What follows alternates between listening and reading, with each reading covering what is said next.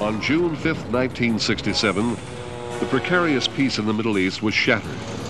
The hostilities that simmered between Israel and her Arab neighbors had been kept in check by United Nations observers for 10 years.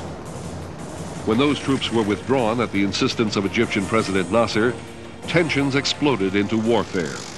Fearing attack from the Arab countries at her borders, Israel launched a preemptive strike on Syria, Egypt, and Jordan. Led by General Moshe Dayan, Israeli forces attacked Arabs in the Sinai Desert, the Gaza Strip, Jordan, Syria, and in Jerusalem itself. Israeli troops advanced toward the Suez Canal, overrunning the larger Egyptian army. Further north in Jordan, Israeli paratroopers captured the center of Jerusalem after fierce hand-to-hand fighting with Jordanian troops. And in Syria, Israeli forces advanced to the Golan Heights. Because the Arabs looked to the Soviet Union for support, most of the Western world stood behind Israel. Despite the UN resolution, Israel continued the battle. In the first 3 days, there were at least 100,000 casualties.